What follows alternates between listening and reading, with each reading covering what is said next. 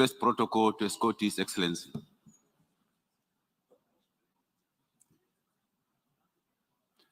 The Assembly will hear an address by His Excellency George Mani Weah, President of the Republic of Liberia. I request protocol to escort His Excellency.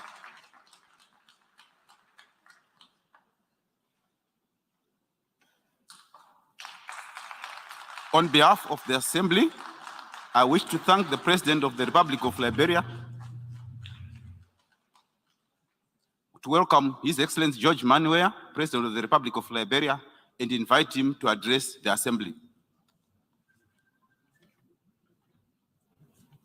His Excellency Saba Korosi, President of the 77th United Nations General Assembly, His Excellency Antonio Guterres, Secretary General of the United Nations, Excellencies, Heads of State and Government, distinguished delegates, ladies and gentlemen. I'm honored to address this 77 sections of the United Nations General Assembly on behalf of the government and people of Liberia. Let me congratulate His Excellency Saba Korosi on his election as President of this 77 sections of the United Nations General Assembly and assure him of Liberia's further support.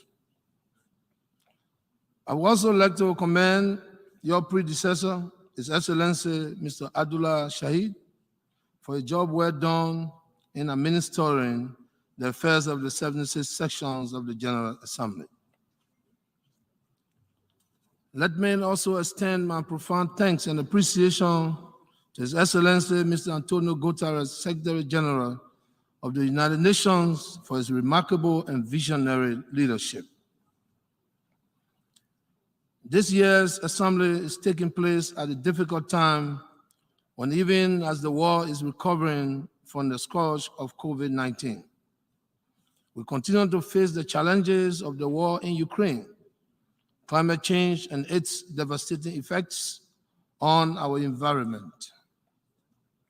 Just as the Ukrainian people are enduring the harsh impact of this unwarranted military incursion, the rest of the world is feeling the harsh consequences of economic downturn caused by disruption in global supply chain, food insecurity, and rising prices of basic goods and services. The theme of this year's assembly, a watershed movement, transformative solutions to interlocking challenges, is both appropriate and meaningful. It not only remind us about the current state of our world and provide us the space to reflect on the multiple challenges that confront us today. They include the health and social economic impacts of the COVID-19 pandemic, the devastating effects of climate change, environmental concerns, poverty reduction, food insecurity, and gender inequality. The challenges confronting the world today will require immediate collective global actions with the United Nations at the center of the search for solutions. In so doing, we must give special consideration to the needs of developing countries, particularly the least developed countries, in line with the Doha Program of Action for Least Developed Countries for the decade 2022-2031. Working together with the United Nations family, Liberia hereby commits to protect our planet, to promote peace, prevent conflicts, to ensure sustainable financing, and to boost partnership. Mr. President, Excellencies, distinguished ladies and gentlemen, this commitment is reflected in the proper agenda for prosperity and development, which embodies the expressions of our shared determination to achieve peace, prosperity, national development, address extreme poverty, inequalities, regional disparities, infrastructure deficit, climate change, and equitable distribution of our national wealth.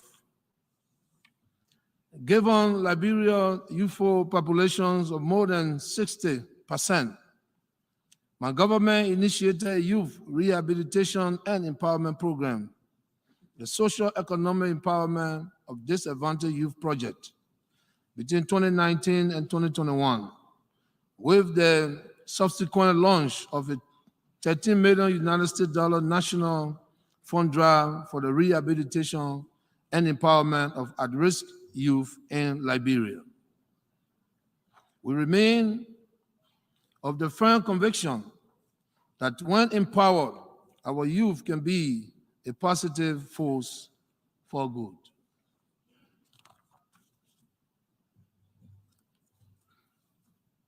As Liberia Feminine in Chief, women empowerment and the promotion of gender equality remain key priorities of my government.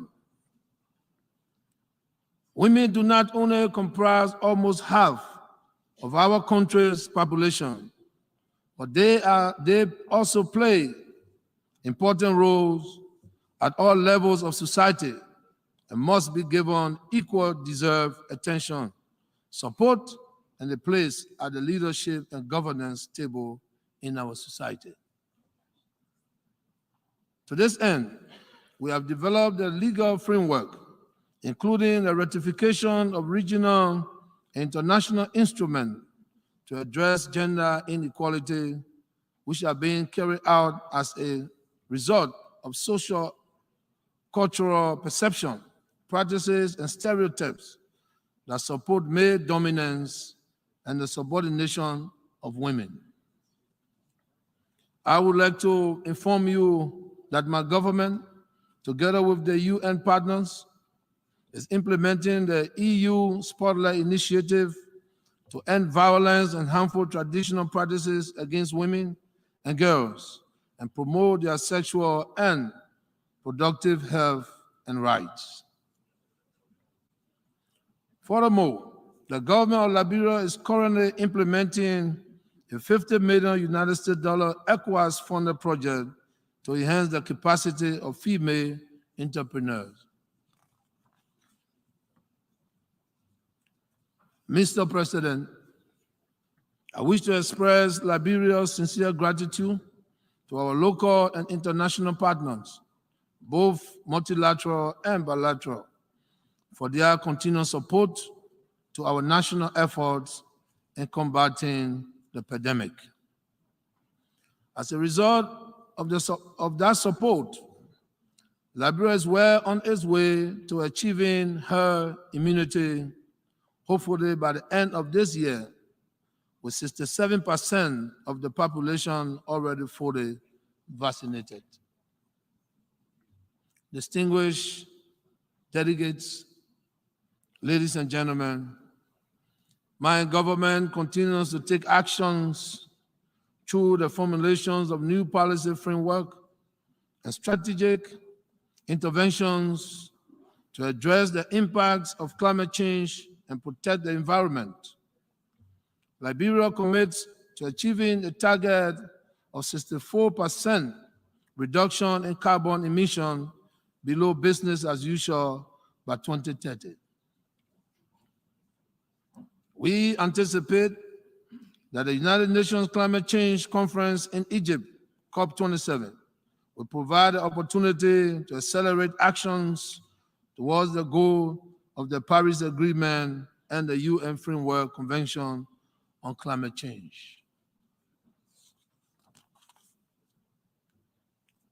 Mr. President, Excellencies, sustainable development can take place only in a peaceful and secure environment.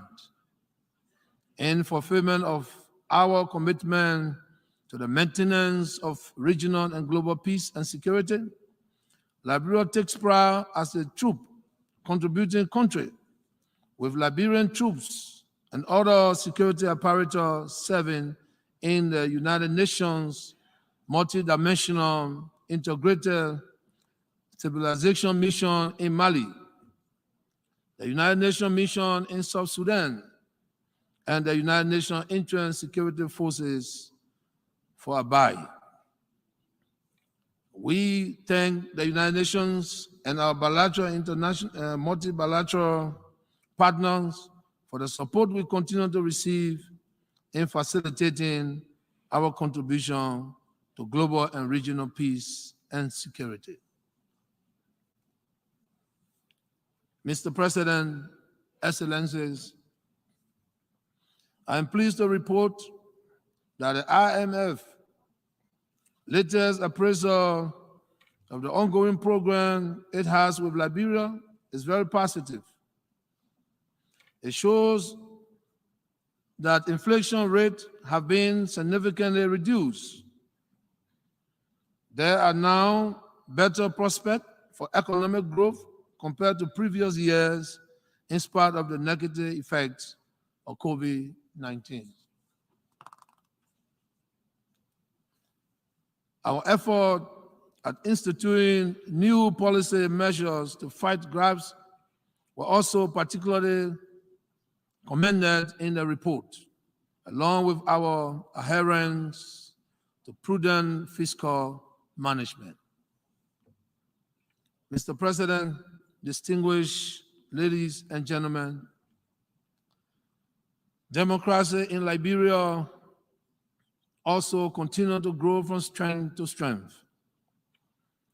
After many years of civil upheaval, Liberia is becoming a stronghold for peace and a safe haven for democracy.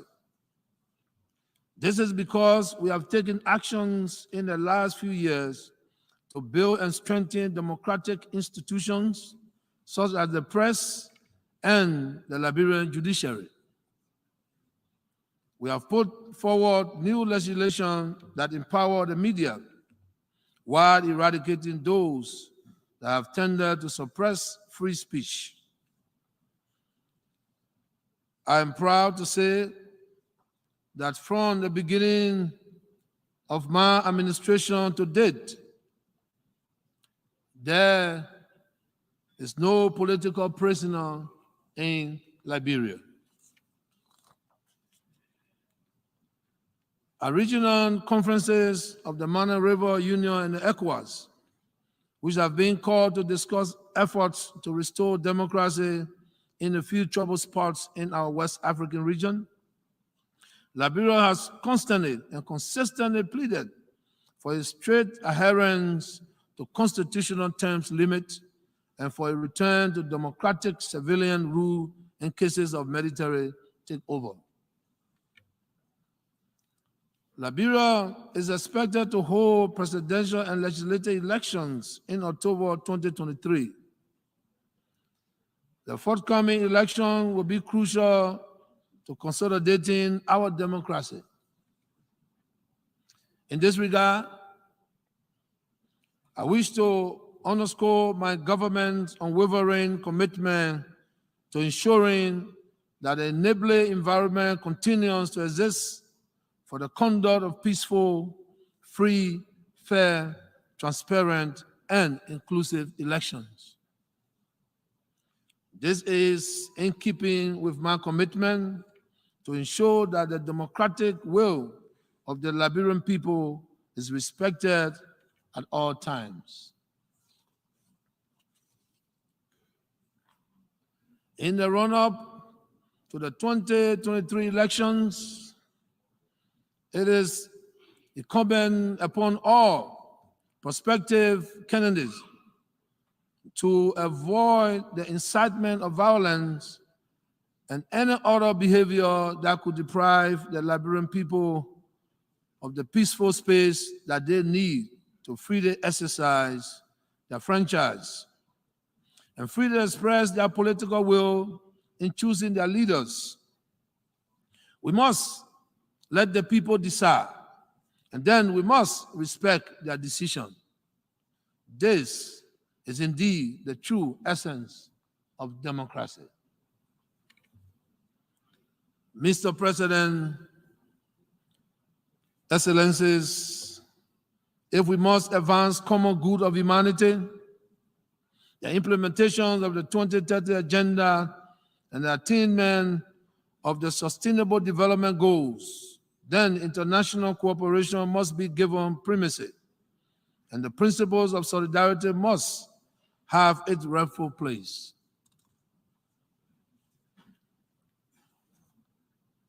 We have the platform to generate the transformative solutions we seek. The world is watching. Our people are watching. And we must now seize the moment, confront the challenges, and collectively endeavor to lift the poor from poverty and hunger, sickness and disease, and ensure progress, development, and prosperity for all. At the same time, we must protect our planet, guarantee and maintain global peace, security, and stability. Mr. President, we must pursue efforts to make the United Nations more efficient, more effective, more inclusive, more accountable, and more suited for the purpose. I thank you. On behalf of the Assembly, I wish to thank the President of the Republic of Liberia for the statement just made, and I request protocol to escort.